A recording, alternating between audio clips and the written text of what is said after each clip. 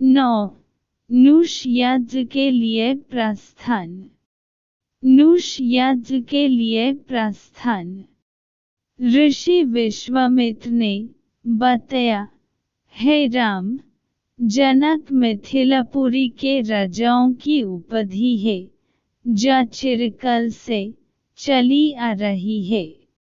दूसरे दिन राम और लक्ष्मण अपने नित्य कर्मों और संध्या वंदनादि से निवृत्त हुए और प्रणाम करने के उद्देश्य से गुरु विश्वामित्र के पास पहुँचे।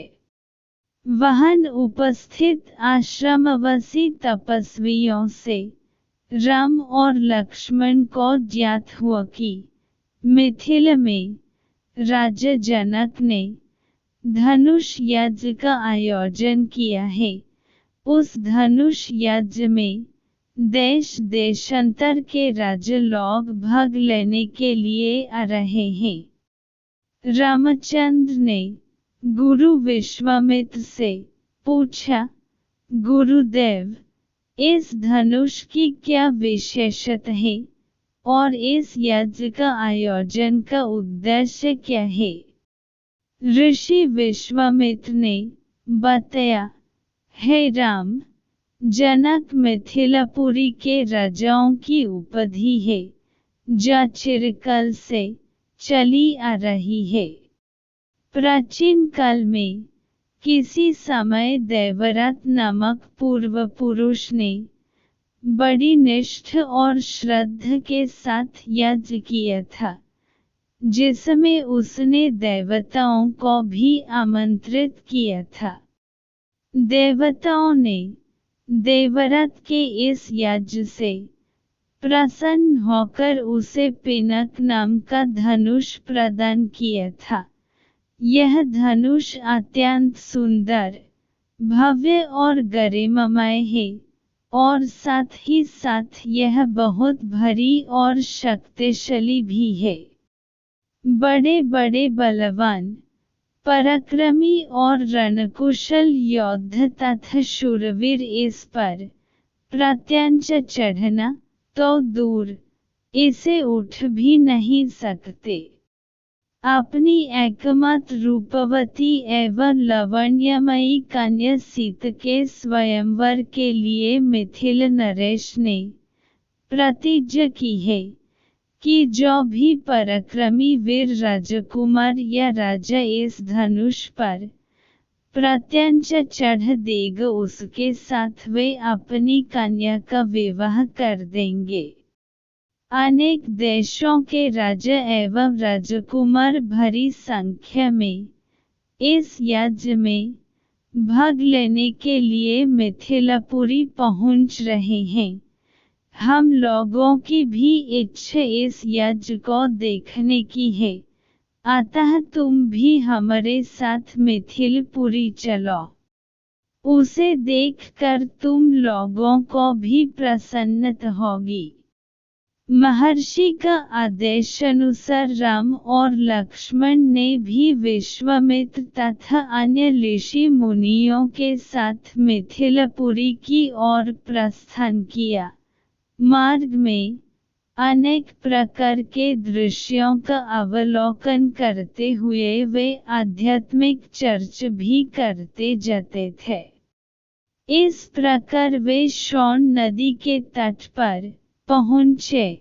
विश्वामित्र सहित सभी ऋषि मुनियों एवं राजकुमारों ने सरित के शीतल जल में स्नान किया। इसके पश्चात संध्या उपासना आदि से निवृत्त होकर धार्मिक कथाओं की चर्चा में व्यस्त हो गए। रात्रि अधिक हो जाने पर गुरु की आज्ञा से सभी ने वहीं रात्रि व्यतीत की। प्रातः नित्य कर्मों तथा संध्या वंदनादि से निवृत्त होने के पश्चात यह मंडली आगे की ओर बढ़ी। वे परम पावन गंगा नदी के तट पर पहुँचे। उस समय मध्याह्न होने के कारण भगवान भास्कर आकाश के माध्य में पहुंच चुके थे और गंगा का दृश्य अत्यंत मनोरम दिखाई दे रहा था। अठखेलियन करती हुई लहरों में सूर्य के अनेकों प्रतिबिंब दिखाई दे रहे थे।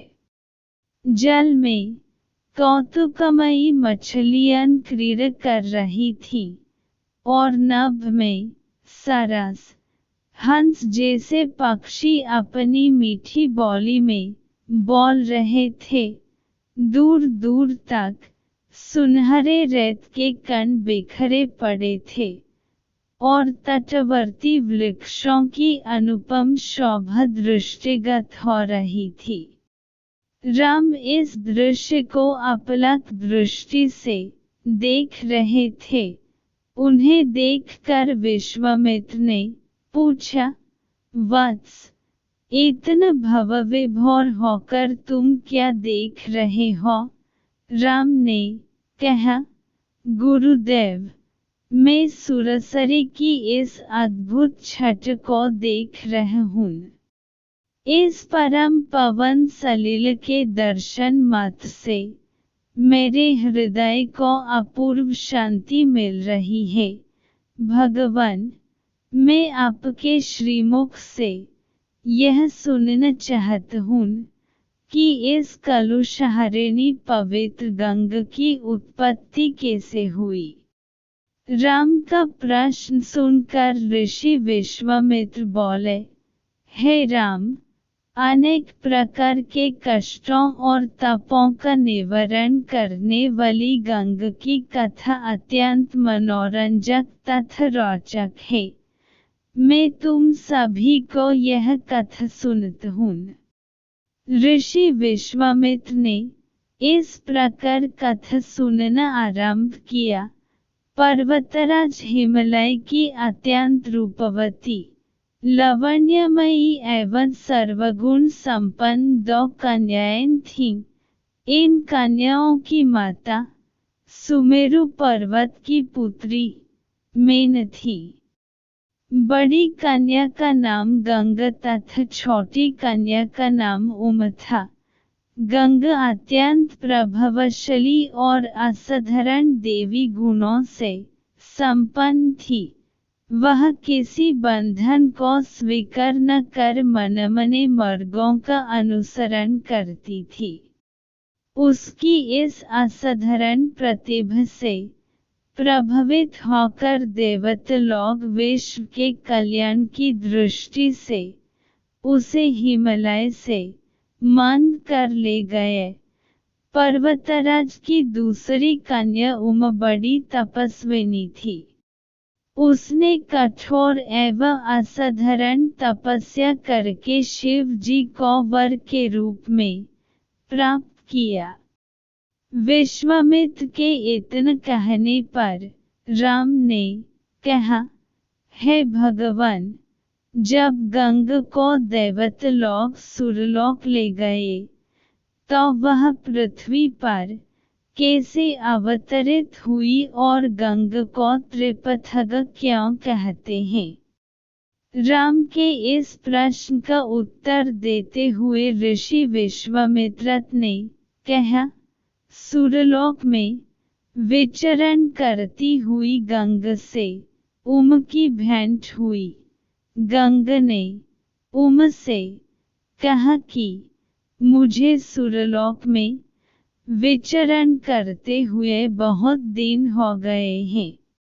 मेरी इच्छा है कि मैं अपनी मातृभूमि पृथ्वी पर विचरण करूं। उमा ने गंगा आश्वासन दिया कि वे इसके लिए कोई प्रबंध करने का प्रयत्न करेंगी।